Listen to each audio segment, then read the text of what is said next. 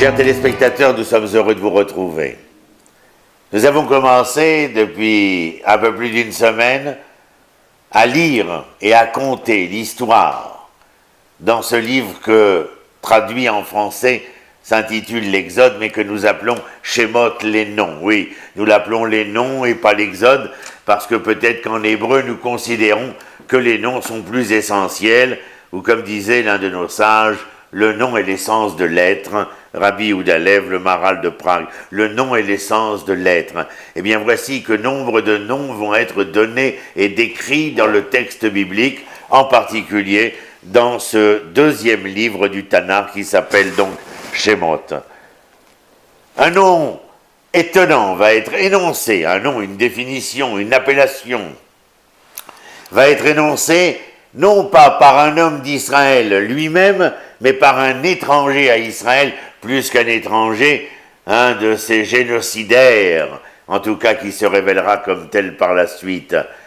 Dans sa crainte de voir les enfants d'Israël se multiplier et parsemer la terre, non seulement la terre de Goshen, mais la terre d'Égypte, il va appeler les enfants d'Israël, les dénommer comme étant Am Bene Israël, le peuple des enfants d'Israël. Oui, Israël n'était pas la communauté juive en Égypte, elle était celle des Hébreux que Pharaon contemplait chaque jour avec un peu plus d'inquiétude dans le cœur et dans le ventre, à tel point qu'il déclarera à son peuple qu'une cinquième colonne existe dans le sein de l'Égypte et que cette cinquième colonne est dangereuse, non pas parce qu'elle est une communauté, mais parce qu'elle est un peuple au sein d'un autre peuple. Am. Et ô combien vous dire qu'en hébreu, c'est tout à fait significatif que les lettres servant à construire le terme de peuple sert à construire la locution im, à in même, avec. Oui, ceux qui s'identifient au peuple sont ceux qui d'abord et avant tout sont avec le peuple. Et puis il y a cet autre homme qu'on appelle Moshe. Ah, on nous dit, il s'appelle Moshe parce que il est machouille, c'est-à-dire qu'il a été sorti des eaux.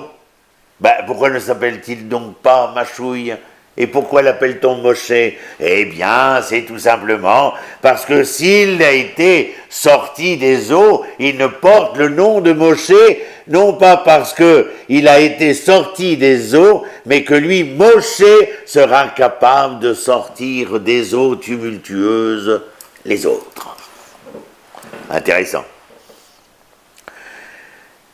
S'il est sauvé, Moshe, c'est d'abord et avant tout, comme nous l'avons dit, pour sauver autrui, et pas n'importe qui, mais celui qui sera son frère.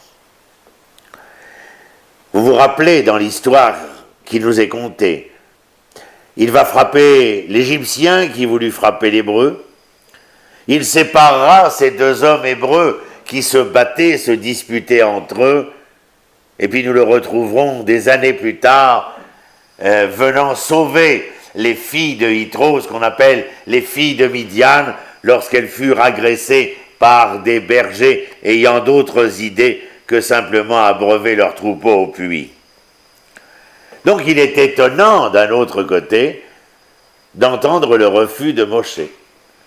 Pourquoi ne veut-il pas accomplir la mission que l'Éternel lui donne, puisque en son âme et conscience, le nom qu'il porte, ou ce nom est l'essence de l'être, eh bien voici que l'essence de cet être, apparemment refusé par Moshe, sera expliquée d'une drôle de manière par l'Éternel. Comment ? Non pas par une métaphore verbale, mais par une image subliminale. C'est-à-dire le buisson ardent, Sneboer, où dans le buisson ardent, il y a ce buisson lui-même qui brûle, mais ne se consume point, car les flammes sont visibles en son sein. Et nos sages de venir et de dire, alors, l'image utilisée ici est de dire, vois, ô combien ce buisson est incapable de se consumer, c'est un peu toi, Moshe. Mais la flamme qui vibre en son sein et l'âme qui vibre en toi, où cette âme ne pourra donner tout ce que la flamme donne, la chaleur, la lumière, si ce n'est qu'elle vienne s'accomplir, se réaliser dans ce pourquoi elle a été mise dans ce buisson, c'est-à-dire dans ton corps, Moshe.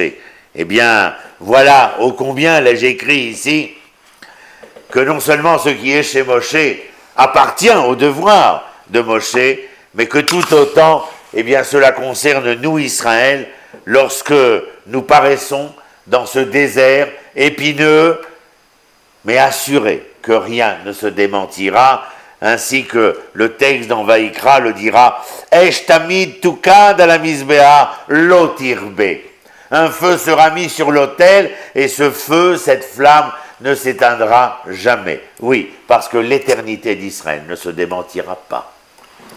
À très bientôt.